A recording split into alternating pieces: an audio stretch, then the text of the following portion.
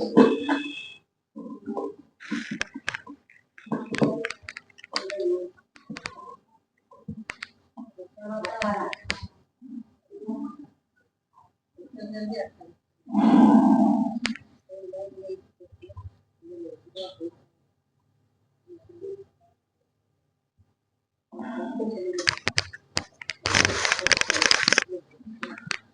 الله الرحمن الرحيم نحمده ونصلي ونسلم على حبيبه ونبيه ورسوله الكريم الأمين العزيز الرؤوف الرحيم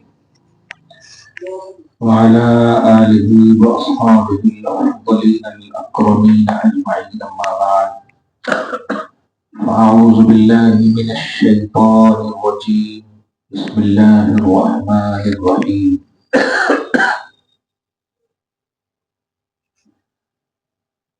وما أرسلناك إلا رحمة للعالمين. صدق اللہ العظیم.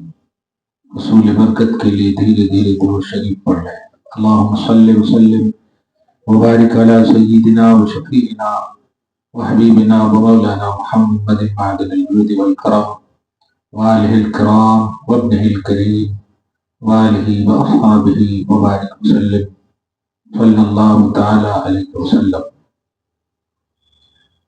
خدائے وحدہ لا شریک کے فضل و کرم سے ہم سب ماہ نور کی سعادتوں سے مالا مال اور فیضیاب ہو رہے ہیں. اللہ تعالیٰ آپ سب کے ہم سب کے گھر میں برکتیں، رحمتیں اور سعادتوں کی بارش ہمیشہ نازل فرمائے. آنے والا جو بالخصوص جمعہ کا دن ہے وہ ہمارے لیے، آپ کے لیے بڑی سعادت کا دن ہے. اس سے پہلے کہ آپ روزے کے حوالے سے پوچھیں، پہلے ہی میں کہہ دوں، جمعرات اور جمعہ کو آپ روزہ رکھیں. صرف جمعہ کو آپ روزہ نہ رکھیں، اور اس میں جمعہ اور ہفتہ بھی نہ کریں. جمعرات اور جمعہ کو اگر چاہیں تو، یہ فرض واجب کا حکم نہیں ہے، یہ نبی کی محبت کا حکم ہے. چاہے تو آپ اس طرح سے بھی بارگاہ رسالت میں نذرانے محبت پیش کر سکتے ہیں اور 15 سوّاں جشن عید میلاد النبی منا سکتے ہیں. میں آج جو آیت کریمہ تلاوت کیا ہوں وہ اپنے سلسلے کے اعتبار سے الگ ہے. ٹھیک ہے، رہنے دیجیے بھائی، مت چلائیے.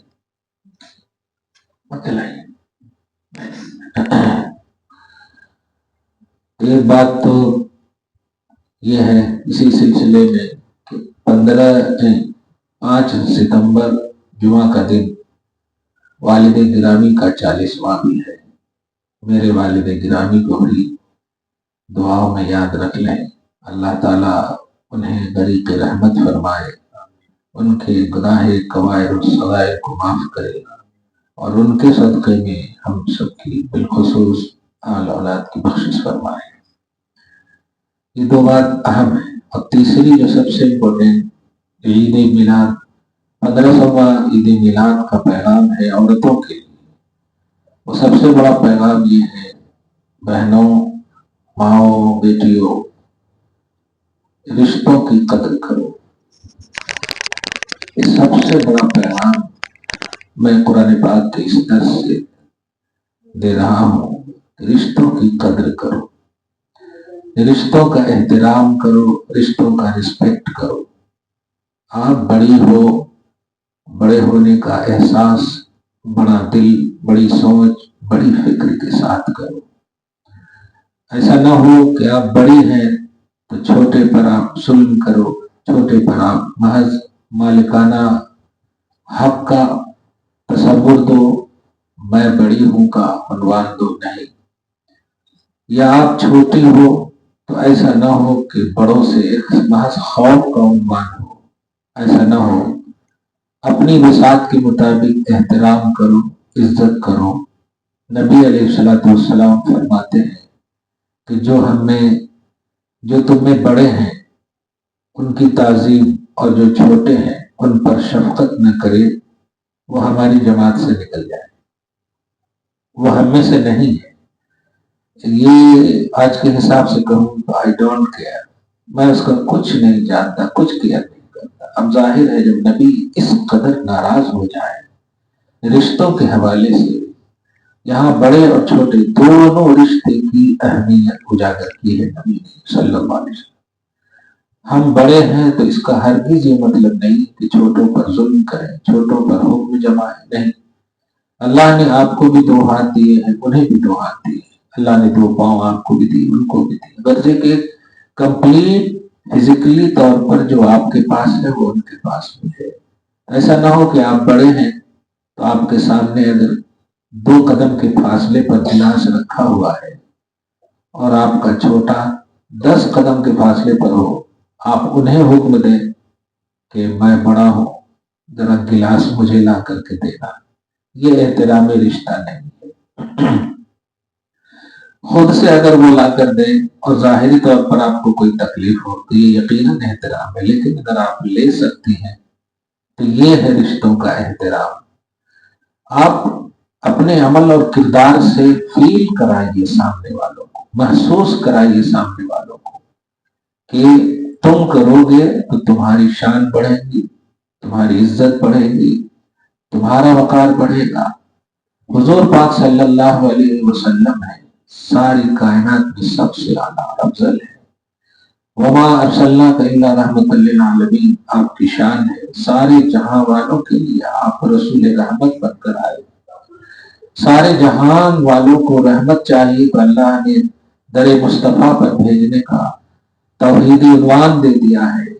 مگر آپ ذرا ان کی طرز زندگی کو، جو ان کی لائف سٹائل ہے، ان کو محسوس کیجئے، ان کا مطالعہ کیجئے تو آپ کو معلوم ہوگا کہ ہر کام آقا جو پرسنل کام ہوتا خود سے فرماتے. ہر کام، یہاں تک کہ گھر میں جو کام اپنا نہ بھی ہو وہ بھی کام کرتے. بتائیے آج کل ایک ذہن ہے، اگر کوئی کوکنگ کی تعلیم حاصل کر لے بچے یا مرد اور اس میں اس کی نوکری لگ جائے تو دوسروں کو پکا کر وہ کھلا سکتے ہیں، لیکن گھر میں بیوی کو چائے بنا کر نہیں دیں گے، وہ بہن بھائی کو چائے بنا کر نہیں دیں گے. کیوں؟ یہ عورتوں کا کام ہے. واہ، یعنی ہوٹل میں پیسے مل رہے ہیں تو یہ عورتوں کا کام نہیں ہے، اور گھر میں پیسے نہیں مل رہے ہیں تو عورتوں کا کام ہے. یہ جو ذہنیت ہے یہ غلامی کی ذہنیت ہے اور یہ توحید کی ذہنیت نہیں ہے. یاد رکھنا، جو کام بھی آپ سے پاسبل ہو وہ کر دیں اور سامنے والے کا دل خوش ہو جائے، بہت بڑی بات ہے، بہت بڑی بات ہے. دعائیں تو آپ زبردستی بھی لے سکتی ہیں. 5 عورتیں مجھے گھیر لے اور گولیوں کے بل پر، دودھ کے بل پر کہے مفتی صاحب دعا نہیں کرے تو مار دیتے، تو دعا کرنا ہی پڑتا.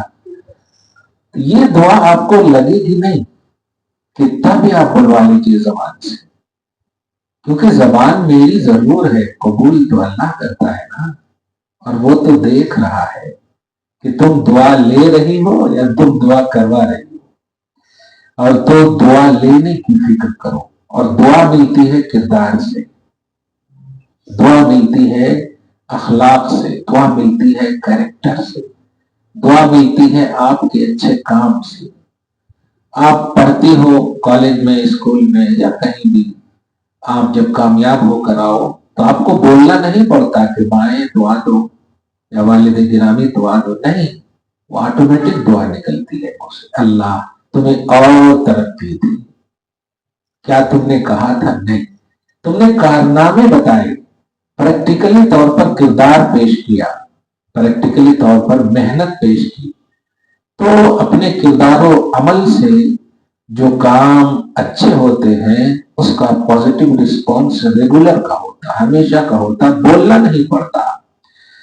بس اسی تصور میں سوچو، نبی سارے جہان میں سب سے اعلیٰ اور افضل ہے، ضرورت کیا ہے ان کو کرنے کی؟ اللہ تعالیٰ نے مگر اشارہ کر دیتے تو اللہ تعالیٰ سارے فرشتوں کو، اب ظاہر ہے ہزاروں جبرائیل الجھے ہوئے ہیں گرد منزل میں، نہ جانے کس قدر اونچا ہے کاشانہ محمد کا. جبرائیل جو سید الملائکہ ہے، خدمت محمدی کرنے کو اپنی سعادت سمجھے، نوری پلکوں سے قدم مصطفیٰ کو بوسہ دینا اپنی عظمت سمجھے۔ ایسے عظیم سید الملائکہ کئی اللہ تعالیٰ پیدا کر دیتا صرف خدمت کے لیے، لیکن نہیں، جب آپ گھر میں رہتے تو حضرت عائشہ صدیقہ رضی اللہ تعالیٰ عنہ کے حوالے سے آپ نے سنا ہوگا کہ جب وہ آٹا گوندتی تھی تو آپ کی چونکہ عمر پاک صغر سنی تھی، چھوٹی عمر تھی، تو گونتے گونتے نیند آ جاتی، ان کو گونتے گونتے نیند آ جاتی۔ میرے آقا صلی اللہ علیہ وسلم کا گزر ہوتا تو آپ اس حال میں دیکھتے تو آپ انہیں لٹا دیتے اور بچا ہوا جو گوندنے کا آٹا رہتا آپ گوند کر اچھے سے رکھ دیتے۔ یہ کام تک آپ کے نبی نے کیا۔ یہ لو کوالٹی نہیں ہے، یہ کردار پیش کرنے کی کوالٹی ہے، یہ اخلاق پیش کرنے کی کوالٹی ہے، رشتوں کے احترام کی کوالٹی ہے، رشتوں کے بچاؤ کی کوالٹی ہے۔ آپ ذرا سوچئے، جب بھی پورا کام آج بھی ذرا دیکھیے، ایک دن بھی اگر آپ کے شوہر، آپ کے گھر کے بڑے مرد کوئی کام کر دے، وہ کام جو آپ کا تھا، جھاڑو دینا، صاف صفائی کرنا، یہ ساری چیزیں ظاہری طور پر آپ کا تھا، کر دے، کیسا دل خوش ہوتا ہے۔ بہن کا بھی، بھیا تھینک یو، تھینک یو، کیوں تھینک یو کریں؟ کیا گھر میں صرف بہنیں ہی کام کریں گی، مائیں ہی کام کریں؟ لیکن نہیں، ایک سماج نے ذہن بنا لیا، نہیں یہ ان کا کام ہے تو ہے، بس مردوں کا کام ہے کھانا، واہ، اور عورتوں کا کام ہے پکانا۔ عجیب بات ہے، سنڈے میں تو آپ آفس نہیں گئے ہونا، اس دن تو کم سے کم پکا کر دکھتے ہو۔ عام دنوں میں تو ٹھیک ہے، باہر میں کماتے ہوں، تم کیا کرتے گھر میں، یہ سب بولتے ہیں، نہیں، یہ رشتوں کا احترام نہیں۔ ہاتھ بٹھاؤ، ایک دوسرے کے کام آؤ۔ سورہ مائدہ آیت نمبر 2 میں اللہ پاک فرماتا ہے تعاونوا علی البر والتقوی، نیکی اور پرہیزگاری کے کام پر ایک دوسرے کا تعاون کرو، ایک دوسرے کے کام آؤ۔ کیا ہے نیکی اور پرہیزگاری؟ ماں جا رہی ہے نماز پڑھنے کے لیے، مصلی بچھا دو۔ بیوی چاہتی ہے نماز پڑھنا، وضو کے لیے اہتمام کرو، لیکن نہیں، ان عبادتوں میں بھی آپ قدم نہیں بڑھاتے۔ نہیں، مردوں کا بھی احترام ہو، عورتوں کا بھی احترام، ہر رشتے کا احترام ہو۔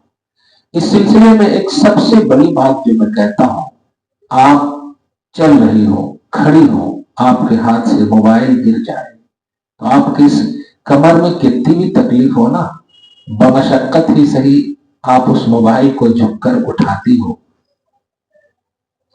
آپ بلانا نہیں پڑتا 2-3 کلومیٹر دور سے کہ میرا موبائل گر گیا ذرا اٹھا کے دو، نہیں، کتنی بھی تکلیف ہو آپ کیسا بھی آپ اٹھاتے۔ میں پوچھتا ہوں کیوں اٹھایا آپ نے؟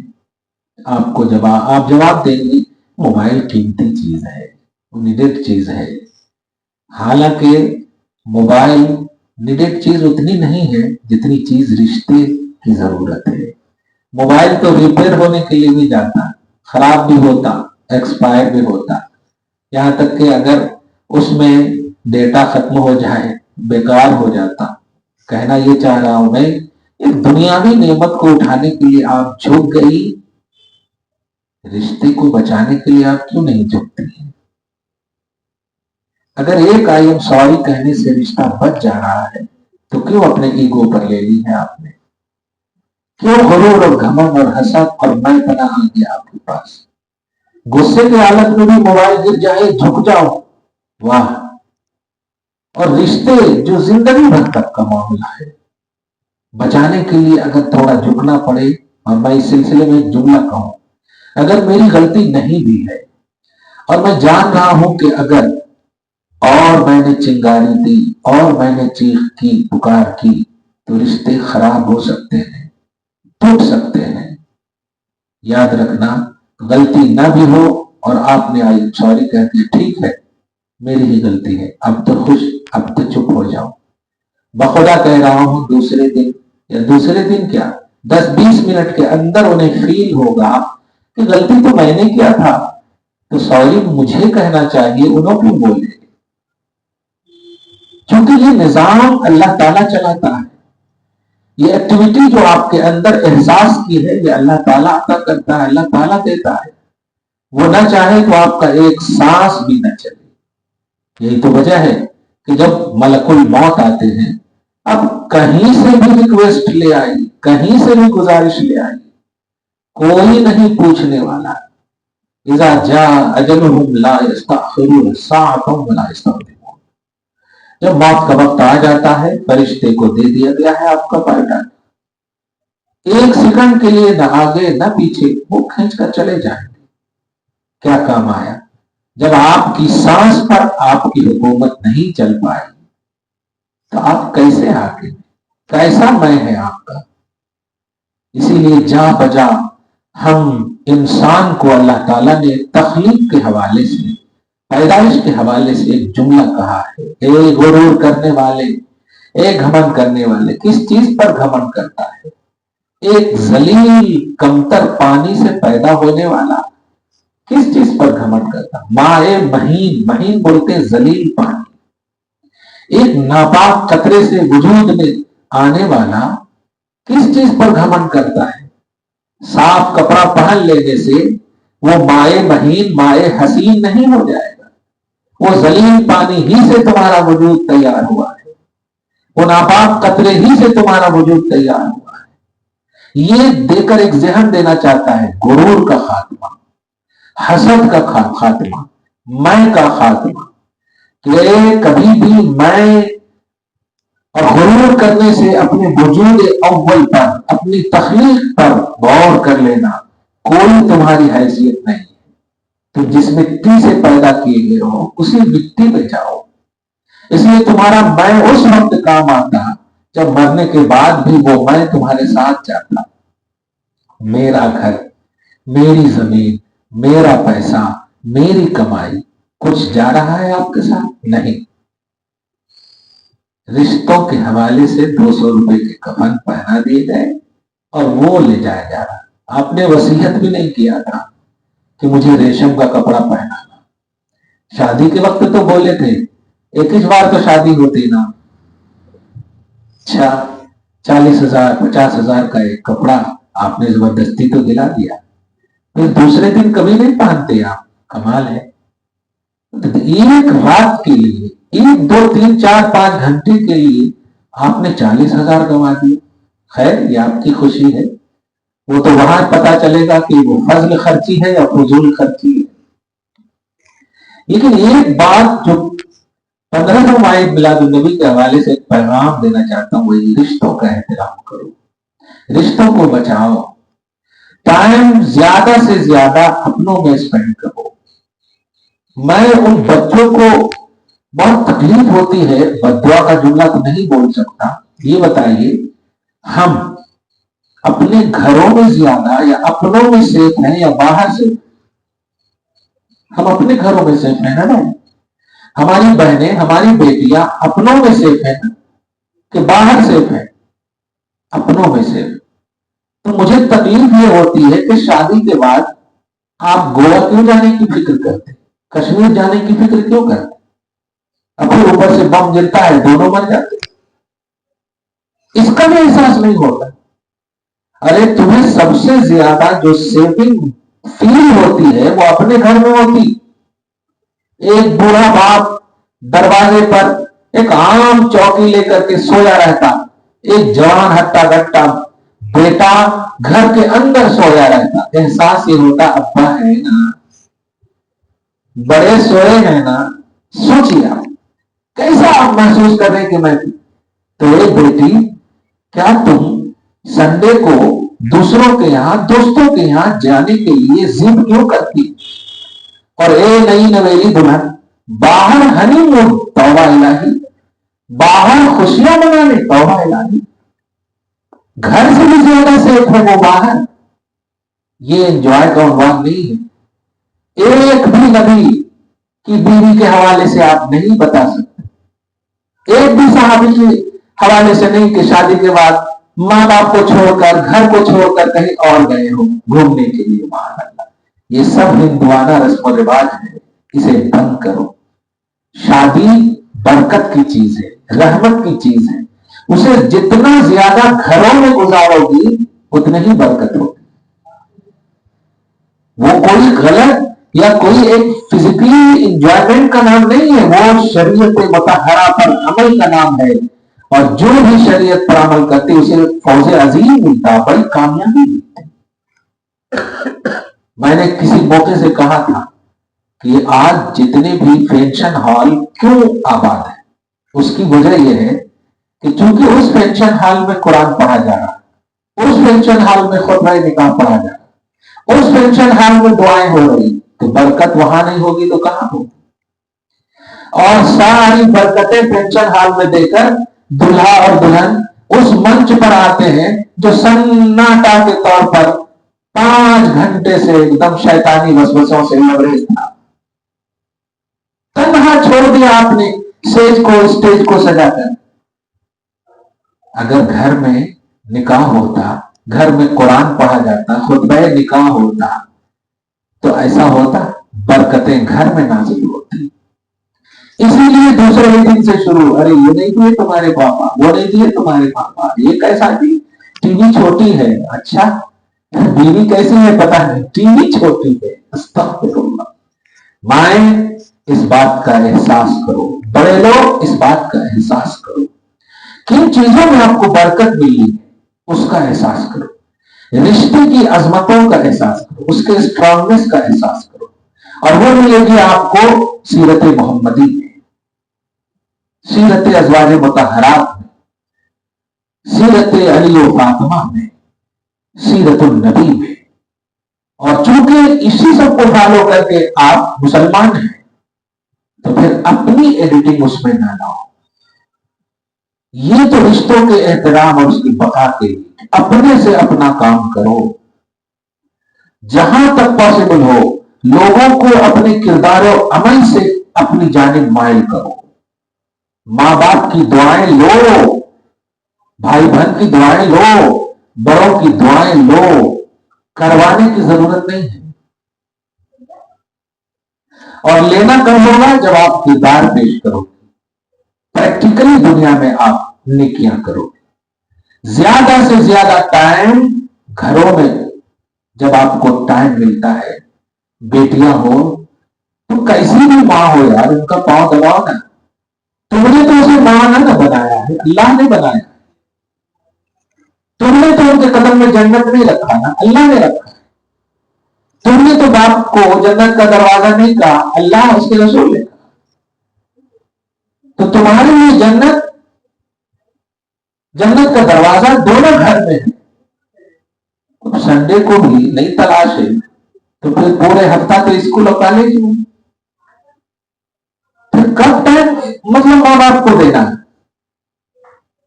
اور آخری بات جو کہہ رہا ہوں، بڑی ذمہ داری کے ساتھ اس بات کو سنو، جب تمہیں ٹائم ملے نا تو موبائل یوز نہ کرو، موبائل کو نیڈڈ فار لائف بناؤ، آل ان آل ضرورت نہ بناؤ۔ جب تمہیں ضرورت محسوس ہو تو شوہر سے بات کرنا ہے، باہر اگر ہے تو کرو وقت ضرورت۔ جب تمہیں ٹائم ملے ضرور پڑھو، جب تمہیں ٹائم ملے تسبیح پڑھو، جب تمہیں ٹائم ملے ماں باپ کی خدمت کرو، گھروں کو صاف ستھرا رکھو۔ یہ جالے وغیرہ جو گھر میں ہوتے ہیں نا، وہ نحوست کی علامت ہے۔ کبھی بھی اپنے گھروں میں جالے کو دیکھو، بولنے کی ضرورت نہیں ہے، آپ اپنے سے اسے فوراً صاف کرو، کیونکہ برکت آپ کو چاہیے، وہ آپ کا گھر ہے، امیڈیٹلی اس کو فوراً صاف کرو۔ جانتے ہیں بزرگوں کا طریقہ رہتا تھا کہ جب کبھی کسی کے گھر جاتے تو اوپر چہرہ کر کے دیکھتے، اور جب دیکھتے تو کہیں کونے پر دکھ جاتا تو فوراً بیٹھنے سے پہلے کہتے اس جالے کو صاف کرو، اور صاف کروانے کے بعد پھر بیٹھتے، اور پھر وصیت کرتے کہ جالے نحوست کی علامت ہے، بے برکتی ہوتی ہے اس میں۔ یہ چیزیں کب کرو گے آپ؟ لیکن آپ نے اینگل بدل دیا، ایک دن ٹائم ملتا اس میں بھی یہ کرنا، اس میں بھی گھر کے کام کرنا ہے، مطلب کالج اور اسکول پڑھ کے تم ماں باپ پر احسان کر رہے، گھر پر احسان کر رہے، کہ ماں باپ تم پر احسان کر رہے ہیں کہ صبح شام محنت کر کے ٹفن تیار ماں کر رہی، کیسا پیسہ کمانا باپ کر رہے، احسان وہ کر رہے، اور تم جو ہے ایک دن بھی موقع ملا تو اس پر یہ فیل کرا رہے ہو کہ میں احسان کر رہی ہوں۔ ایسا نہیں کرنا. یہ بڑے لوگ ایسا درس دینا بچوں کو. افسوس یہ ہے کہ آپ دعوت بھی جاتی ہو تو ہاتھ میں موبائل ہے. توبہ. ارے رشتے داروں کے یہاں جب جا رہے ہیں تو رشتے داروں سے بات کرو نا. تم موبائل میں کیوں مگن ہو؟ آپ کتنی بے شرمی اور بے ادبی کی بات ہے کہ دادا بیٹھے ہیں، باپ بیٹھے ہیں، بڑے بڑے لوگ بیٹھے ہیں، وہاں زبان میں تانے لگانا چاہیے لیکن نہیں. کس کا فون آیا؟ Tone tone. ایکسکیوز می، اب بھی آتی ہوں. یہ کیا ہے؟ میں پوچھنا چاہتا ہوں کہ کیا ان بڑے رشتوں سے بھی زیادہ اہمیت ہے آپ کے کزن دوست؟ پہلے تو ان سب کا درس ہی نہیں دیتا. اسلام میں نے بہت پہلے ہی کہا اور اس سال بھی کہہ رہا ہوں، گرل فرینڈ اور بوائے فرینڈ کا تصور نہیں ہے، نکاح کا تصور ہے. یہ سب ہندوانہ رسم و رواج ہے اور تمہیں برباد کرنا چاہتے ہیں. یاد رکھنا وہ تاریخی جملہ جب صلاح الدین ایوبی کو مارا جا رہا تھا تو صلاح الدین ایوبی نے ایک جملہ کہا تھا رحمت اللہ علیہ نے کہ ہر مسلمان کے گھر میں صلاح الدین پیدا ہوگا. تو یہودیوں نے ایک جملہ تاریخی کہا تھا، میں تمہاری عورتوں کو، میں مسلم عورتوں اور بچیوں کو ایسا چھوڑوں گا ہی نہیں جو صلاح الدین پیدا کر سکے. میں اسے نقاب کے لباس میں آوارگی کراؤں گا. میں اسے حجاب پہنا کر کے سیلفی ڈلواؤں گا فیس بک پر. آج سوشل میڈیا کو آپ دیکھیے کیا کر رہی ہیں ہماری بچیاں. تو کیا تمہارے پیٹ سے صلاح الدین پیدا ہوگا؟ صلاح الدین پیدا ہونے کے لیے تلاوت قرآن ضروری ہے، درود پاک ضروری ہے، نگاہوں کی حفاظت ضروری ہے، وجود کا تحفظ ضروری ہے، رشتوں کا احترام ضروری ہے. تب جا کر کے پیدا ہوں گے. آج کیوں نہیں کوئی اللہ کا ولی جنم لے رہا؟ ہماری ساری عورتیں لیٹسٹ بن گئی، ہماری ساری بہنیں بس فیشن کی دنیا میں چلی گئی. جب اللہ وہی ہے، رسول وہی، کلمہ وہی، نبی وہی، قرآن وہی، جنت وہی، جہنم وہی، تم کیوں بدل گئی؟ بدلی تم ہو، قرآن نہیں بدلا. بدلی تم ہو، حدیث نہیں بدلی. بدلی تم ہو، ایمان نہیں بدلا، جنت نہیں بدلی. خدا سب کچھ ویسے ہی سیٹ اپ کر کے رکھا ہے، مگر کس کے لیے رکھا؟ جو نہیں بدلے، جو ایک بار اللہ کے ہو گئے، رسول کے ہو گئے، شریعت کی ہو گئی، ان کے لیے رکھا ہے.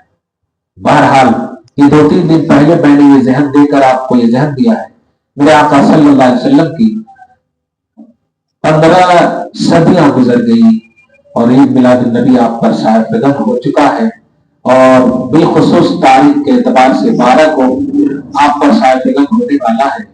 اس میں آپ کس طرح سے اپنے آپ کو بدلو گی یہ آپ اچھے سے سمجھ سکتی ہیں. میں نے نیڈڈ بات کہہ دی ہے کیا کہ رشتوں کا احترام کرو، اپنا احترام کرو، اپنے وقت کی قدر کرو. جو وقت اللہ رسول کے لیے، ماں باپ کو رسپیکٹ دینے کے لیے، گھروں کے وقار اور اس کے تحفظ کو بچانے کے لیے گزرتا ہے نا، وہی آپ کا وقت صحیح ہے.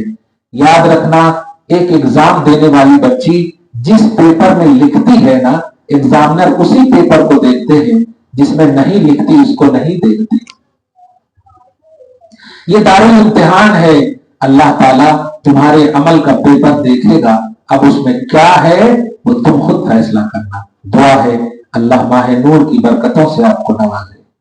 بالخصوص 15واں جشن عید میلاد النبی صلی اللہ علیہ وسلم آپ سب کو مبارک ہو.